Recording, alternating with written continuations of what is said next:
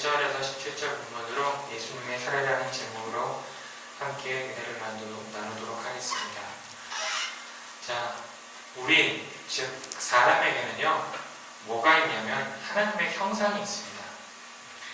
하나님께서 처음 사람을 만드실 때 형상을 따라, 즉 우리의 형상이라고 표현되어 있거든요. 이건 결국은 성부, 성자, 성령 하나님의 형상을 따라 우리는 지음 받았습니다. 그래서 사람에게, 즉 옆에 우리 주변의 친구들을 보면은 그 모습 속에 무엇이 담겨 있냐면 바로 하나님의 형상이 담겨 있습니다. 우리 본래 그렇게 하나님의 형상이 담은 그런 고귀하고 아름다운 그런 존재였습니다. 그런데 아담이 범죄함으로 말미암아 이건 어떻게 될까요? 이 하나님의 형상에서 우리는 어떻게 될까요? 멀어지게 됩니다. 그래서 우리 안에는 어떻게 보면 하나님의 형상과는 너무나도 멀리 떨어져 있는 것이 바로 인간의 죄악된 그런 모습입니다. 그런데 하나님께서 죄로 인해 멀리 떨어져 있잖아요. 그런데 하나님께서 그 사람을, 그 인간들을 다시 만나고 싶어 하셨습니다. 그래서 보내신 분이 바로 예수 그리스도이십니다. 독생자 예수님은 이 땅에 보내셨습니다. 그렇다면 그 예수님은 어떤 예수님이었을까요? 바로 하나님과 같은 권능을 가진 그런 분이셨습니다. 선지자들이 예언했던 그 메시아이신 예수님이 바로 이 땅에 오셨습니다. 그런데 예수님이 오시기 전에 예수님의 길을 먼저 준비했던 한 사람이 있습니다. 성경에는 이렇게 기록되어 있습니다. 그의 이름은 바로 요한이라고 이렇게 기록되어 있습니다. 그런데 이 요한이요, 성경 인물 가운데 너무나도 많이 있어요. 우리가 잘 아는 것처럼 요한 복음의 저자도 바로 요한이라는 이름을 가지고 있습니다. 이 요한을 가리켜서 성경학자들이 사도 요한이라고 얘기를 하고요. 자, 지금 이제 예수님이 오실 길을 먼저 준비했던 그 사람을, 이 사람은 본래 요한인데 그냥 별칭을 붙였습니다. 그러니까 세례 요한이라고 이렇게 별칭을 붙였어요. 이 별칭을 붙인 이유는 구별하기 위함이에요. 그냥 같은 이름이잖아. 너도 요한, 나도 요한, 이쪽도 요한, 저쪽도 요한이니까 그냥 구별하기 위해서 이 사람은 세례 요한이다. 그리고 이 사람은 사도 요한이다. 이렇게 구별하는 거예요. 지금부터 이야기하는 요한에 대한 이야기는요, 무조건 다 세례 요한입니다. 세례라는 말은 과감하게 생략하겠습니다. 자, 요한은 예수님 이전에 탄생했습니다. 쉽게 이야기하면 예수님보다 형입니다. 우리가 형, 동생 하잖아요. 그러면 그냥 예수님보다 형인 거예요. 동시대에 살았던 사람인데. 그런데 요한도 언젠가는 메시아가 탄생할 것이라는 걸 사실은 너무나도 잘 알고 있었고 곧 그를 만날 수 있을 거라고 생각했습니다. 자, 그렇다면 요한은 과연 누구였을까요? 물론 복음서는 주인이 누구예요? 주인공이 당연히 예수님이죠. 그죠? 네. 그런데 예수님만큼이나 굉장히 중요했던 역할을 했던 사람이 바로 이 요한입니다.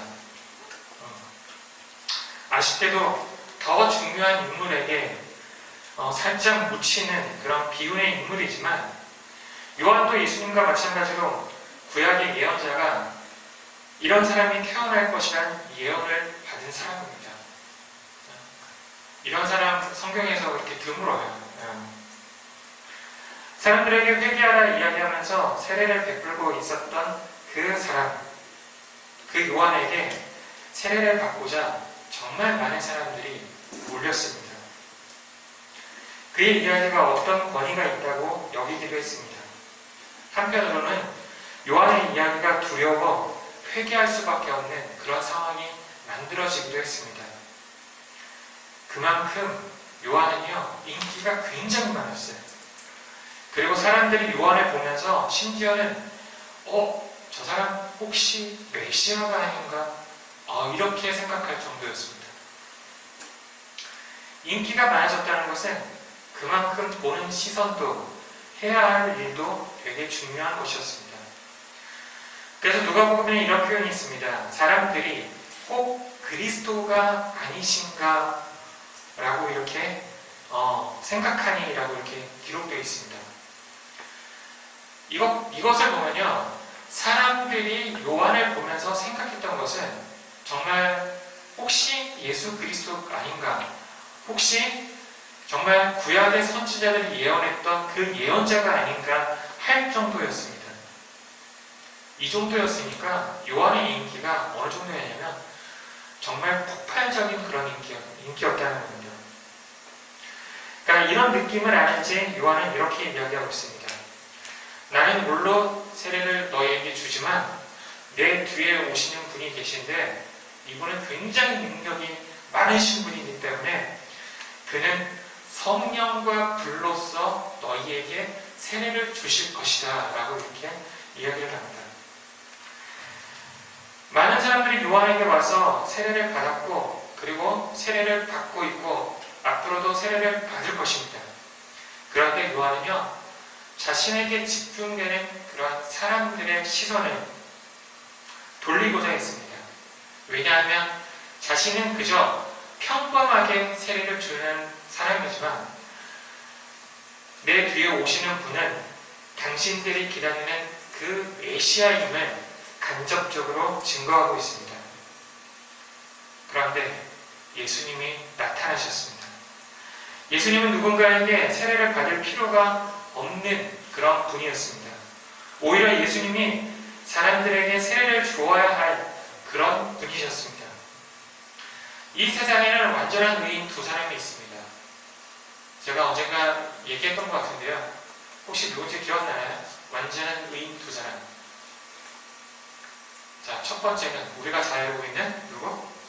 예수님, 그죠? 예수님이고, 두 번째는 아담, 그래요. 두 번째는 아담인데요. 여기는 단서가 붙어요. 어떤 아담? 아담이라며? 그렇지. 네. 선악과를 따먹기 이전의 아담입니다. 즉, 선악과를 따먹고 난 다음에는 어떻게 돼요? 그 마음 가운데 죄가 들어가잖아요. 그리고 그 아담의 후손들은 뭐예요? 이미 그 안에 죄를 갖고 태어나는 거예요. 그렇기 때문에 이 세상에는 완전한 의인은 없어요. 즉, 아담, 즉 선악과 따먹기 이전의 아담, 그리고 예수님만이 완전한 의인이었어요. 그런데 완전한 의인이라는 말은 죄가 없다는 그런 이야기입니다. 그러니까 죄 없는 사람이 회개할 필요가 있어요, 없어요? 자, 여러분이 만약 경찰이 갑자기 와가지고 여러분을 잡아갔어요. 그리고 여러분들에게 너 죄가 뭐냐라고 이렇게 물어봐요. 그럼 뭐라 그럴 거예요? 저 죄 없어요 이렇게 항변할 거 아니에요. 그죠? 죄 없는 사람이 절대 자신의 죄를 갖다가 회개할 필요가 없습니다. 예수님은 하나님이기 때문에 인간이 받아야 할 세례가 필요 없으신 그런 분이셨어요. 그런데 예수님은 또 한편으로 인간으로 오신 하나님이셨어요. 예수님은 말씀하세요. 의를 이루는 것이 합당하다라고 이렇게 이야기를 합니다. 그 예수님께서 말씀하신 의란 바로 하나님의 뜻에 따라 행하는 것입니다. 자, 완전한 의인이기 때문에 굳이 죄를 고백할 필요도 없는, 그리고 세례를 받을 필요도 없는 예수님은 누구의 뜻에 따라? 하나님의 뜻에 따라 세례를 받으려고 하고 있어요.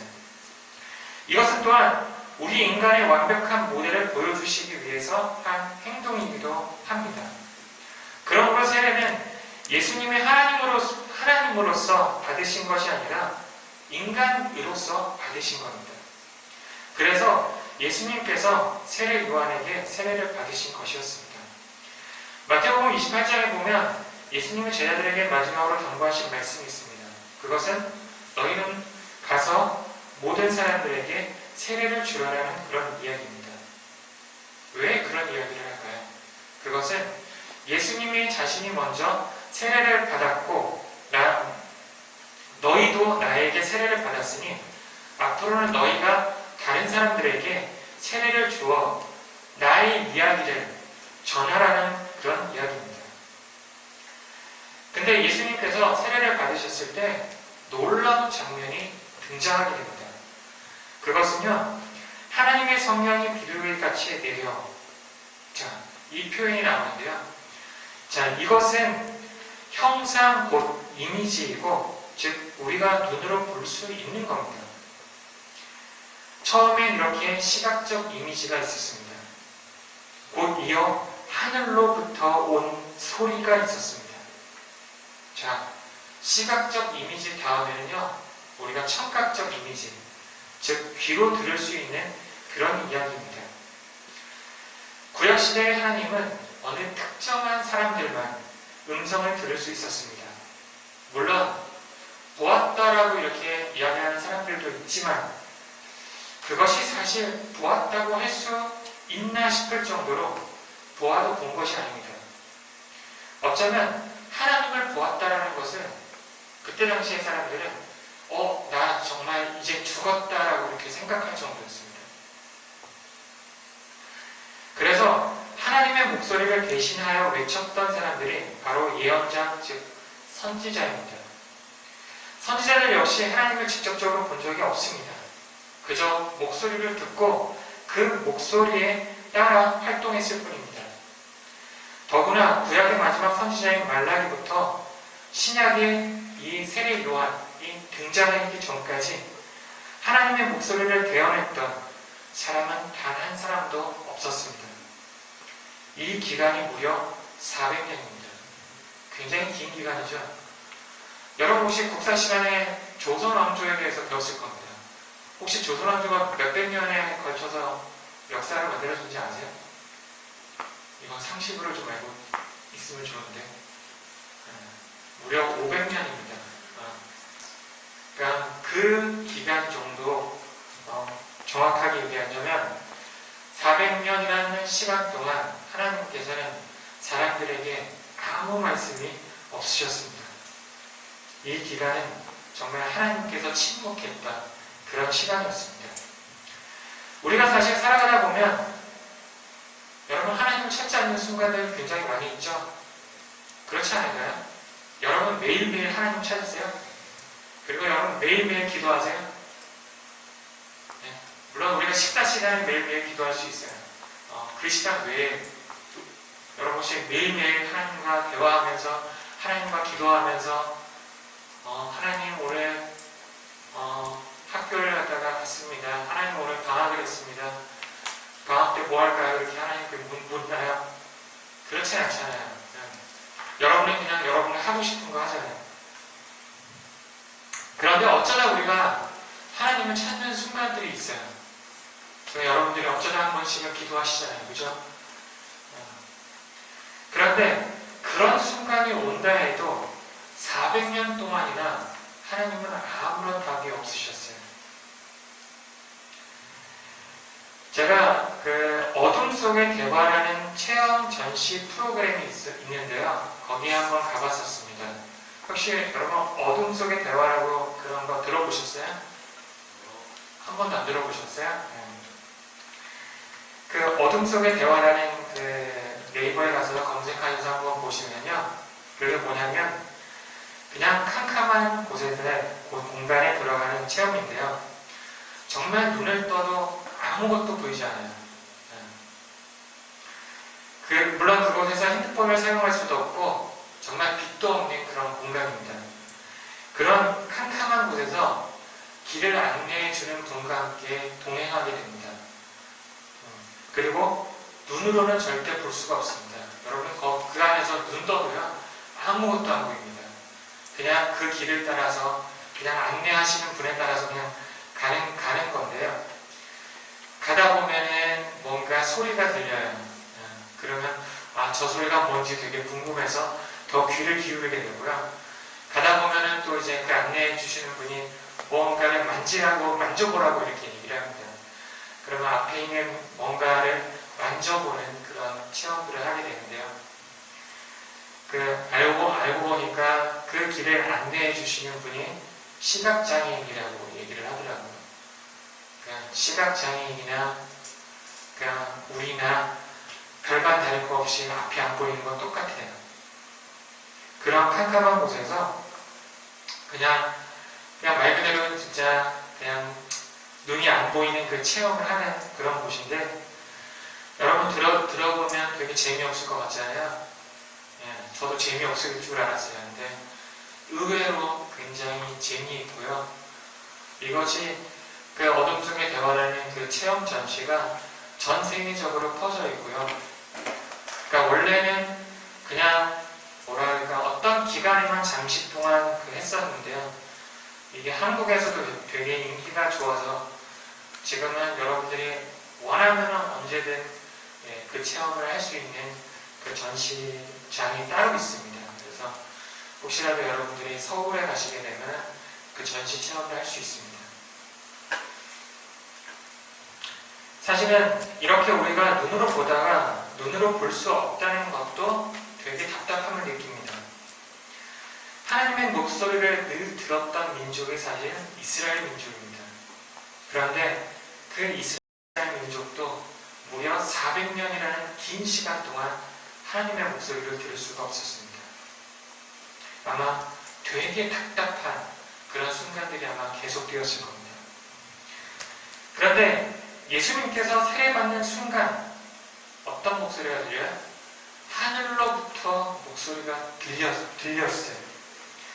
이것은요, 오랫동안 계속되었던 침묵이 끝났다는 것을 의미합니다. 결국은 뭐야?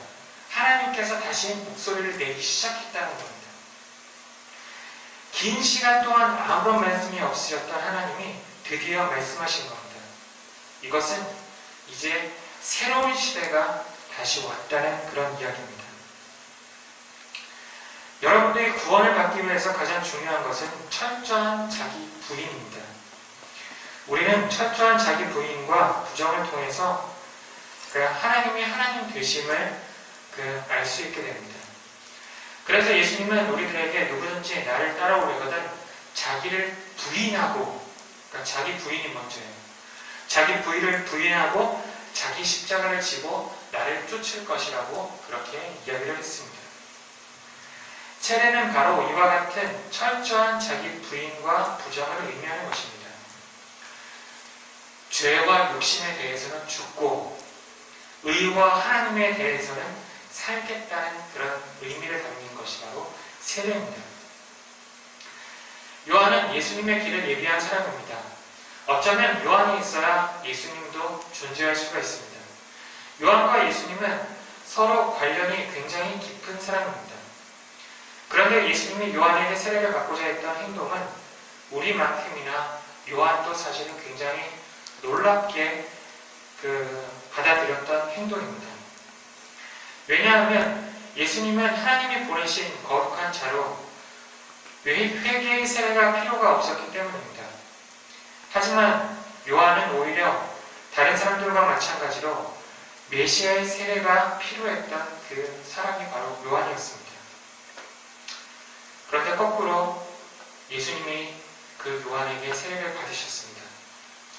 예수님이 요한에게 세례를 받으신 것은 성령이 임재하심은 물론이고 하나님의 아들이란 사실이 하늘에서 들려온 음성에 의해 분명하게 증거되었습니다.